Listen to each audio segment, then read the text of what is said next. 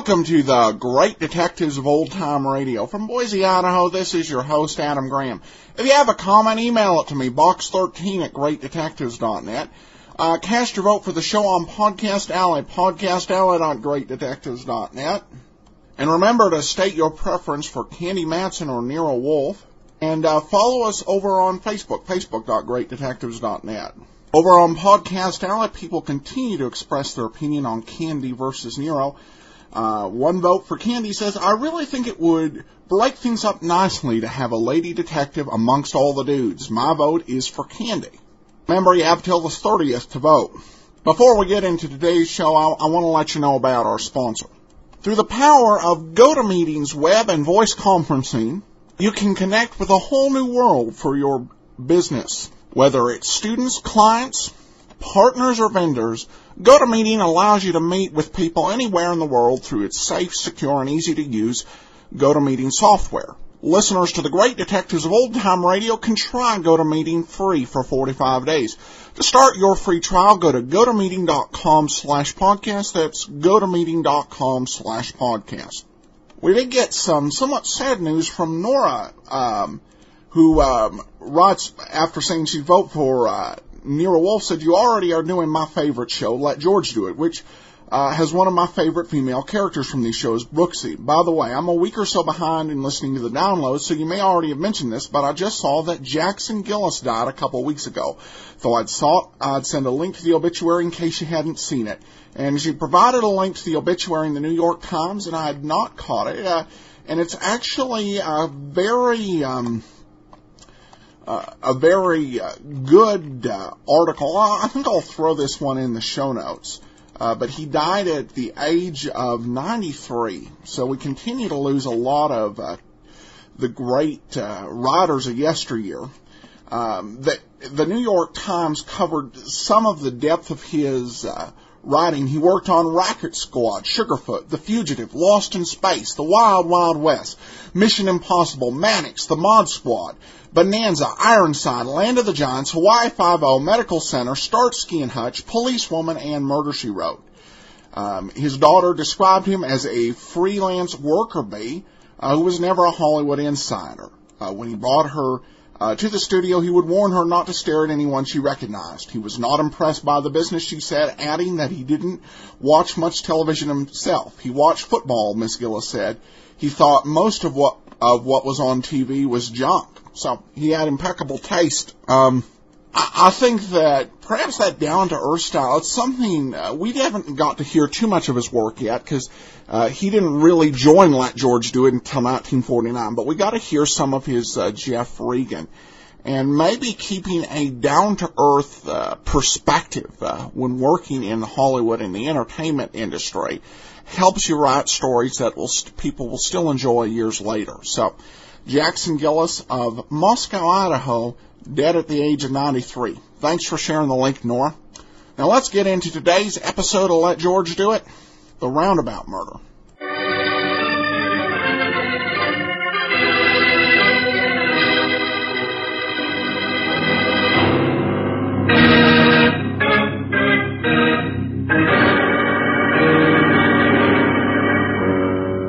Standard of California, on behalf of independent Chevron gas stations and Standard stations throughout the West, invites you to Let George Do It.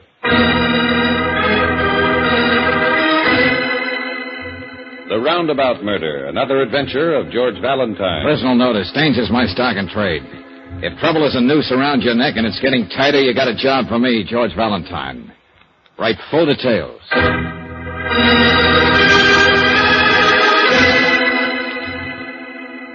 Dear Mr. Valentine, they say I killed Cleo Dawson, and I did kill her. But I didn't murder her. There is a difference.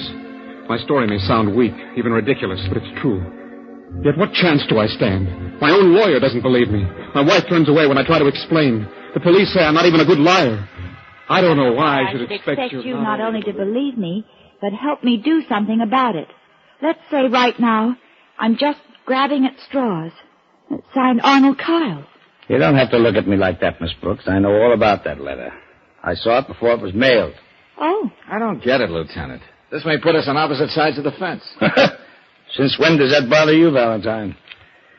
Anyway, just between you and me and that blindfolded lady called Justice, I want you to see what you can do for this guy. Well, I've never known you to undermine your own case, Lieutenant. Miss Brooks, you haven't met Arnold Kyle. He looks at you with those big, blue, innocent eyes, and he makes you feel all dirty, all over. For even questioning that simple-minded story of his. I tell you, I can't sleep. I wake up dreaming about his open-faced mug and Okay, you sentimental Irishman. Pull up your suspenders and tell me what's making this such a hassle for you. The facts, you can't beat them, Valentine. Now get this picture and tell me what you do. Yeah? We're up in Cleo Dawson's cheap hotel room. The coroner had just examined her body.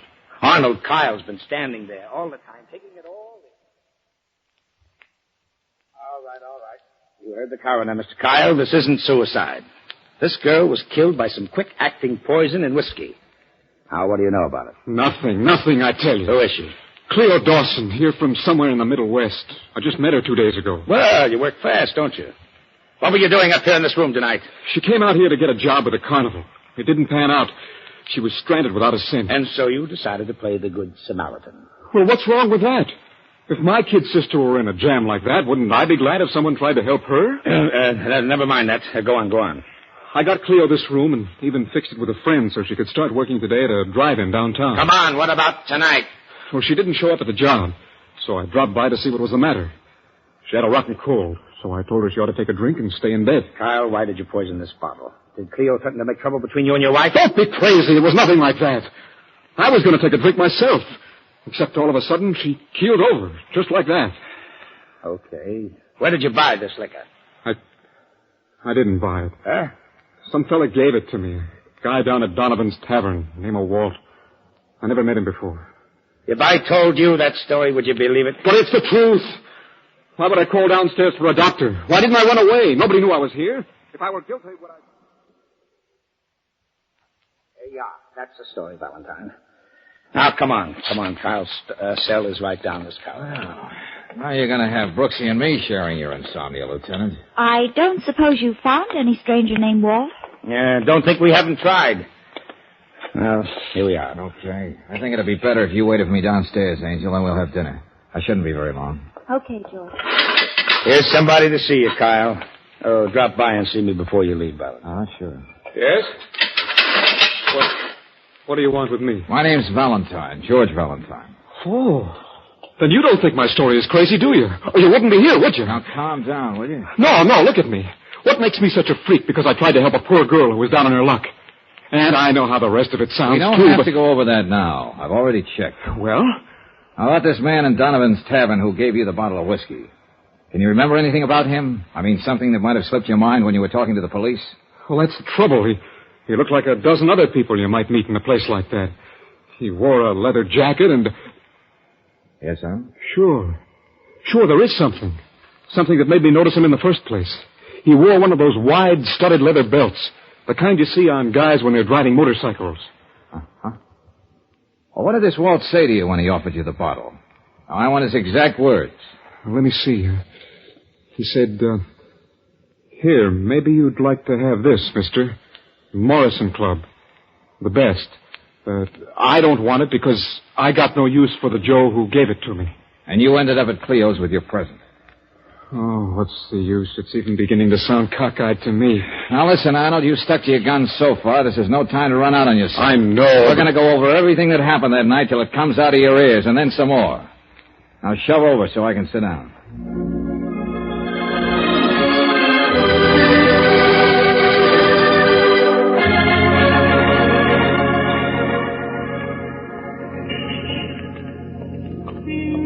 Oh, George, I want you to meet Charlie Drake. Huh? He's been waiting for you, too. Oh, what can I do for you, friend? You can brace yourself for a big moment, Valentine. I'm supposed to present you to that nationally known radio commentator and high caliph of corn, Wayne Medford. Hey, what is this? What's the gag? Well, you know his program, Big Dramas in Small I'm Lives. sorry, Brooksy. I'm strictly a Terry and the Pirates addict. I dig up the great one's material and write it for him so he can prove to the world that he can read. Uh-huh. He does have a honeysuckle baritone, though. Now, look, Drake, I'm in a hurry. Medford's interested in the Arnold Kyle case. He thinks he might make it a cause celeb. Big dramas and small lives. Nothing doing. I'm not supplying any grist for a corn mill. This isn't just another human interest story. Touchy. The truth is, he thinks he can help you. He's got something on his mind. Why don't you hear him out? Shall we go?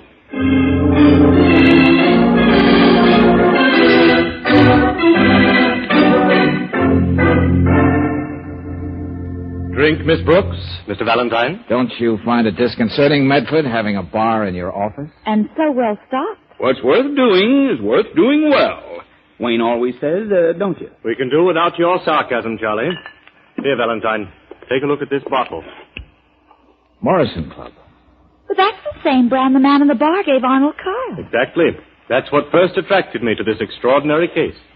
This is the only kind of whiskey I drink. I always have a nightcap here at the office after I finish my next day's program. Yep. Wayne is a stickler about that. He always likes to read what I've written for him at least once before he gets on the Look, air. I'm wasting an awful lot of my clients' time. Very well, here's the point. First, the coincidence of the brand name. It intrigues me. And then I discover that the plight of Arnold Kyle, caught up in a web of incredible circumstance, is the very stuff that makes the heart of my program big dramas in small lives. I believe Mr. Drake mentioned something about you being able to help. And I can. I happen to know, Valentine, that Arnold Kyle isn't too well fixed for money. Don't let that limit your investigations. I'll foot the bills, including your fee. Well, now, that's very generous. What's in it for you? Naturally, I shall dramatize the cause of Arnold Kyle on my program, including all the new facts you bring to light. Oh, naturally. But it can only help. Someone may even come forward with information about that man in the leather jacket, perhaps, and other information you might not ordinarily get. What do you say, Valentine? Well, Oh, Mr. Medford, excuse me. You'll have to come back, Molly. I thought maybe you were out to dinner and I'd have a chance to clean your office, but it can wait. Oh, no, Molly, come here. I'll show you what I mean, Valentine. Yes, Mr. Medford. I was just talking to these good people about your son, Molly. I'm sure they'd like to hear more about him. My boy. He's a big man now. Oh, excuse me. Only 4 years ago, he was a nobody. Then he went east to a town named Clinton, New York. He's the biggest lawyer there now, makes hundreds of dollars a week. And he's married to a beautiful society girl, isn't he? Oh, yes. You see this belt I'm wearing, miss? Yes, Molly. It's all hand-woven. He sent it to my sister to give to me if she ever ran across me. You see, he doesn't know where I am. I don't want him to. All his friends might find out that his mother's just a poor, ignorant woman who scrubs floors. Oh, now, excuse me. I have to get on with my work. Oh, Molly, how are you feeling these days? I know why you asked me that, Miss Drake. Well, I promised the building manager I wouldn't touch a drop. And I won't. See what I mean, Valentine? yes, I see, Medford. Big dramas and small lives. Yes. Lord knows what her son is really like. But she has her illusions. Could Hollywood dream up anything more corny? All right, you're a slave to your hobby. Let's put it this way, then. All you want is to see justice done, one way or the other, in the life of one little man named Arnold Kyle. Is that it? Valentine, I couldn't put it better myself. Okay. Since you're my client, too, I'd better get busy and stop loafing on your time.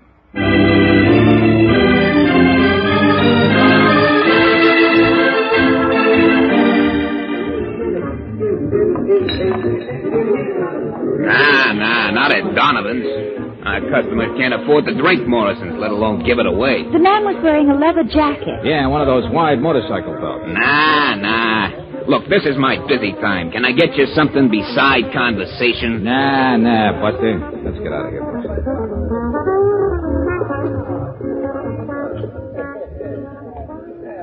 Yeah, just a minute, Angel. What's the matter? You're not going back in there. Don't you know when you're as welcome as a crack in a glass The eye? bartender made a beeline straight for the phone booth. Oh. I'll be right with you, proceed.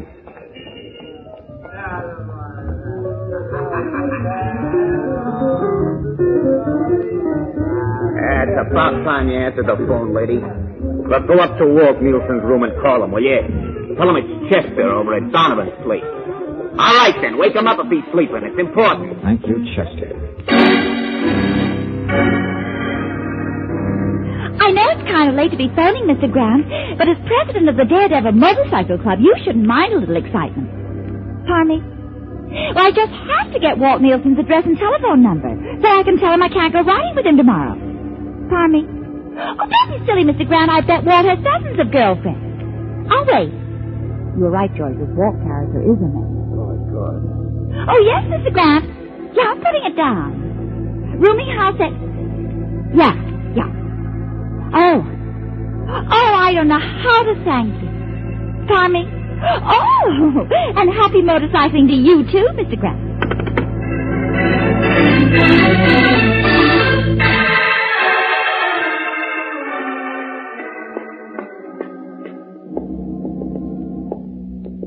That must be his room right ahead, George. Yeah. I'm just trying to figure out what to expect, how to approach this character. What do you mean, darling?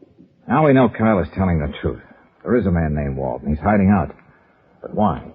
Well, he did pass on the bottle of poison liquor that killed Cleo Dawson. Well, even if he did it innocently, he's not too anxious to show his face. Well, there's another angle. According to Arnold, Walt had some kind of a fight with the person who gave him the bottle. If Nielsen was marked for murder, maybe that's why he's holding up there. Hi, folks. Hey, what are you doing here, Drake? Don't worry. It wasn't another coincidence. I was following you. That wasn't part of my deal with Medford. Yeah, I know, but I like to be close to the news when and if it happens. Well, you're real close now, Buster. But just stay from under my feet. See that the gentleman isn't bored, Brooksy. I got work to do. Okay.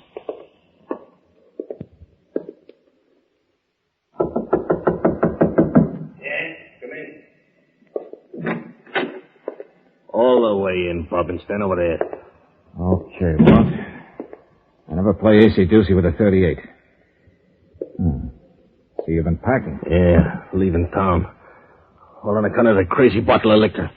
I should have thrown it down the sewer, but no, I gotta go be nice to somebody. A guy I never even seen before. Who gave the bottle to you, Walt? And why?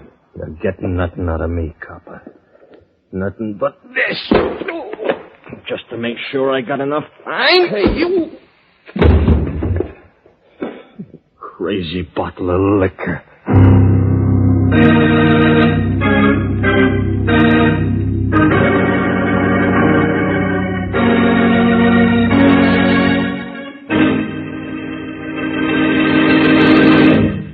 We'll return to tonight's adventure of George Valentine in just a moment. Have you ever known it to fail? The one time you want to get someplace in a hurry, your car decides it just won't start fast. If that's happened to you, better switch to high-octane Chevron Supreme gasoline, for it has just the right amount of light fractions to assure fast starts every time you use the starter. And that's just the beginning of the command performance you get from your car when you use this premium quality motor fuel. Its special blending agents command smooth, steady acceleration and all the extra power your car needs on rugged hills.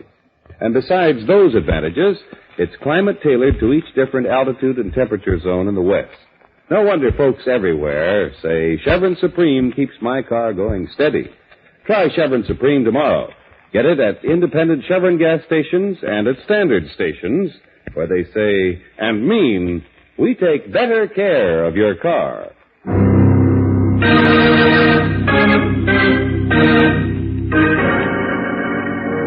Now back to tonight's adventure of George Valentine. A man pours a girl a drink from a bottle.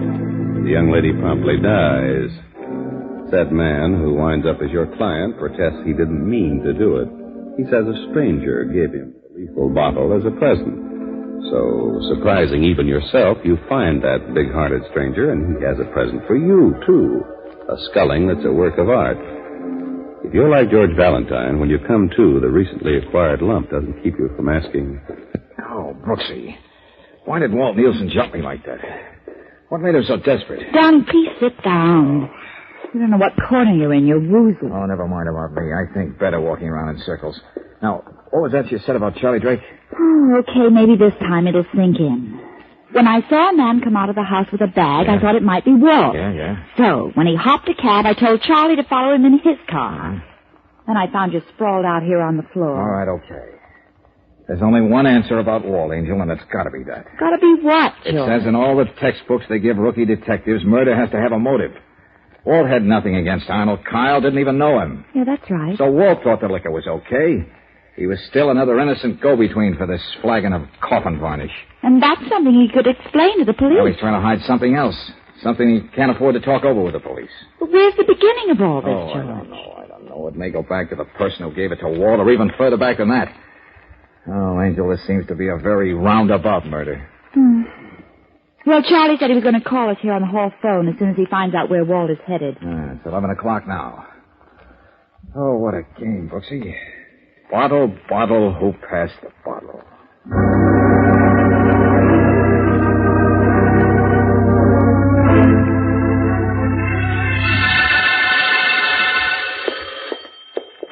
Hello. Valentine? Yeah, Charlie. What'd you find? I followed your man. That was Nielsen, all right. He stopped off at a flea bag called the Palace Hotel down on Ritter Street. Huh? I saw him take the self-service elevator, and then I slipped the desk clerk a fin, and she told me that our friend always visits somebody called Tim Farrell in 4F. Well, is Nielsen there now? No, he only stayed a few minutes. I followed him to the Union Station, and I got fouled up with the traffic lights, and I lost him. I see. Well, that's about it, Valentine. Okay, thanks a lot, Charlie.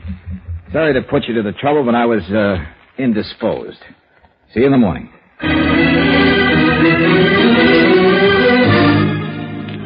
Tim Farrell? No, I didn't see him go out. Shall I ring him? Never mind, lady. He's expecting us. The elevator's right across the lobby. Oh, there's no boy on it, only self-service after 12 o'clock. We'll manage.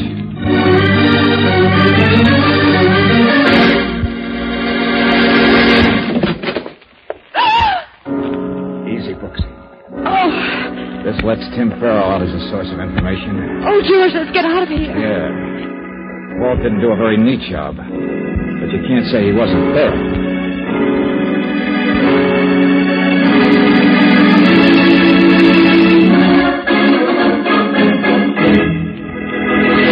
Well, Valentine, it's about time you showed up.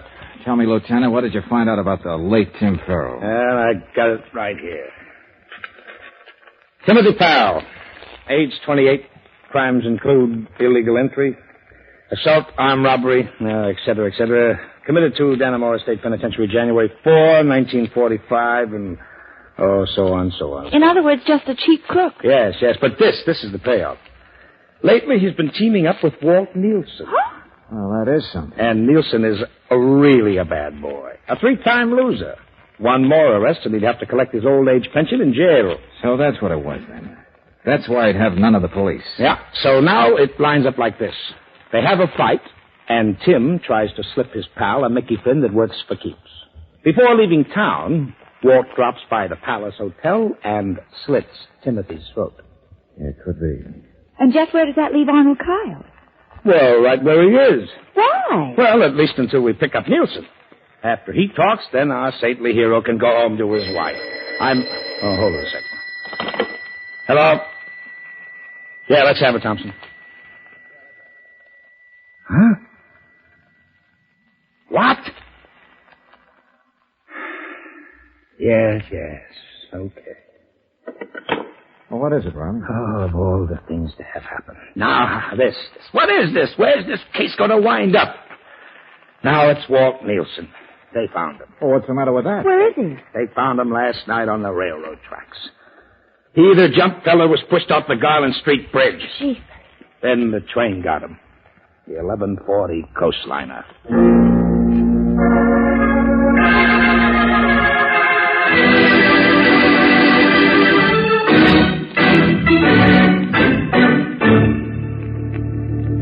Valentine, I want you to trace this thing back one more step. Don't you see? Someone who still has his heart set on murder is walking around loose. Yeah, I don't know that for a fact. Well, man, why do you stand here? Why... Dear, here I go walking, and again before you're ready to leave. Please excuse me, Mr. Medford. That's all right, Molly. Hey, Molly. Have you heard any more exciting news about your son? I heard. What's the matter? Aren't you feeling well? I'm fine. I'll clean up when I come around later. I'm sorry, Mr. Medford. Excuse me. About my son, mister. I can tell you he's better off now than he ever was. Poor creature. Well, Valentine, we're still in business, aren't we? Uh-huh. At least until I find out one thing. What's that? How a man can be murdered after 12 o'clock by someone who was dead at least 20 minutes before the witching hour. You mind shedding a little light on that, Valentine? Yeah. Soon now, gentlemen, very soon. Come on, let's go, Brooksy. Whether you know it or not, you're a very important witness to this discrepancy in time. Am I? Well, what do you know? I'll be in touch with you, gentlemen. Good night. Good night. What do we do, George? Stand here and count 10 before we go back in? That ought to be enough time, if I'm right. Oh, it's a long way from Cleo Dawson's hotel room to... It begins. George! Oh, my shoulder. He shot me. I'll take that, Medford. Oh, but listen, Valentine. Don't you stand there. Give me a doctor. Brooksy, help me get Charlie on the Yeah, couch. George, yeah. Just as soon as you and Miss Brooks left, he came at me with a lot of wild talk. I just got the gun out of the desk drawer, but I didn't shoot him. What are you talking about? You'll see when they get the bullet out of him. The shot came through the French doors on the balcony. Where does that balcony lead? It goes right around the building. I just thought of something. Brooksy. Yeah. Call Lieutenant Riley and tell him what happened. Medford and I'll be right back. Okay.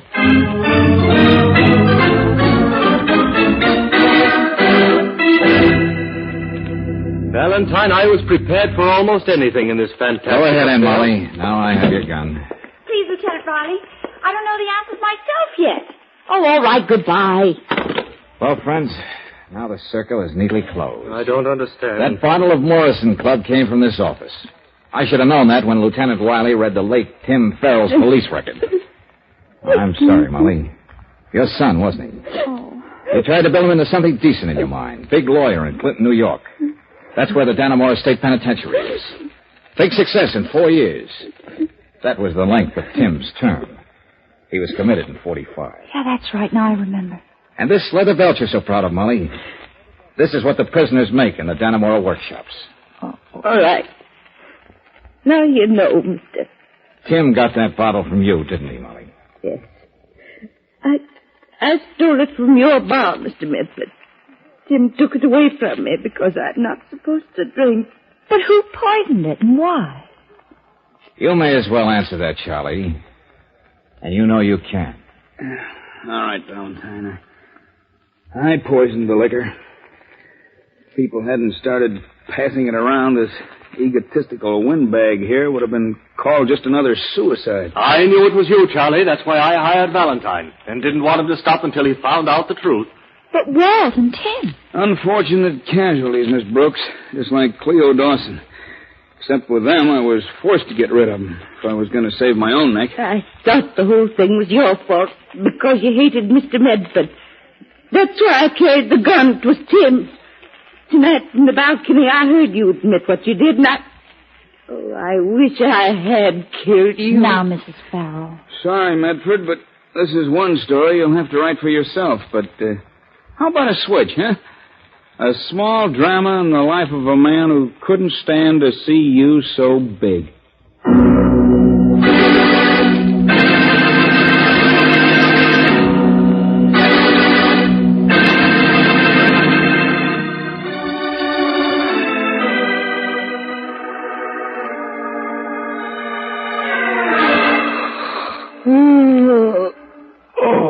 Oh, you don't know what a relief it was to send Arnold Kyle home to his ever-loving wife. Yeah, I can imagine, Lieutenant. You know, the public ought to know more about this sentimental streak in our police officers. Well, it's a fact. That guy was beginning to gnaw on my conscience. I couldn't sleep. I walked up and down all night, and Mrs. Riley thought I was going crazy. George, I'm still not quite sure about what you meant by discrepancy in time. Well, Charlie Drake understood. That's why he went after Medford the moment we left the room. If he was going to get caught, at least he was going to finish what he started. Well, I know Walt Nielsen was hit by the 1140 Coast liner, but... But Charlie told me on the phone that he saw Walt use the self-service elevator at the Palace Hotel. And you'll remember the clerk said it became self-service only after midnight. Oh, yeah, that's right. Charlie Drake pushed Walt off the bridge, then came back and killed Tim Farrell. Because he had to use the self-service elevator, he took it for granted that's the way it worked all the time. Isn't George positively brilliant, Lieutenant? Oh, fine. Back to normal again. Now it's Mrs. Riley's turn to stay awake all night.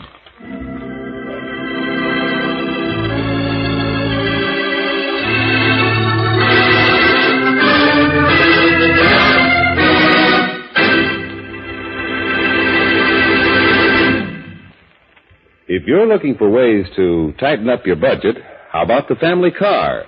Particularly the care of your car's engine. Of course, you can pick an oil at random and hope for the best, but for protection you trust, get compounded RPM motor oil. It's as plain as the nose on anybody's face that a clean engine is going to run longer with less wear and fewer repair bills than a dirty one. And keeping your car's motor clean by fighting off carbon deposits is just one of the money-saving jobs done by this premium quality motor oil. RPM also rust-proofs as it lubricates internal engine parts, prevents corrosion, and sticks to hot spots left bare by ordinary oils. No wonder, for economy's sake, RPM motor oil is first choice in the West. To make things easier for your car and your pocketbook, get RPM tomorrow. You can get it at standard stations and at independent Chevron gas stations where they say and mean, we take better care of your car.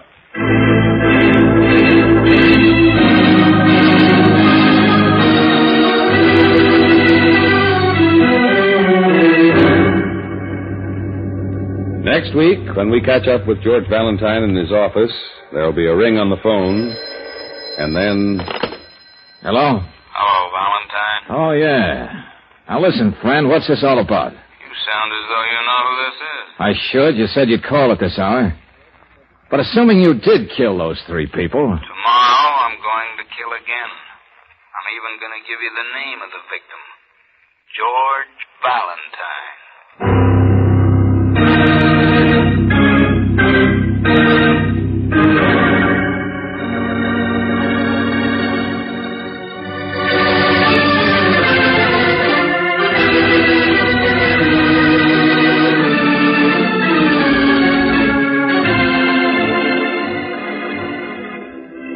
Tonight's adventure of George Valentine has been brought to you by Standard of California on behalf of independent Chevron gas stations and Standard stations throughout the West.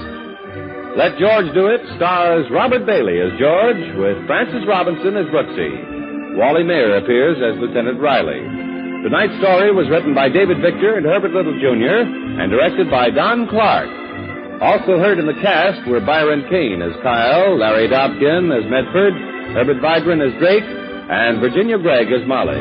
The music is composed and presented by Eddie Dunstetter. Your announcer, John Heaston. Listen again next week, same time, same station, to Let George Do It. This is the Mutual Don Lee Broadcasting System.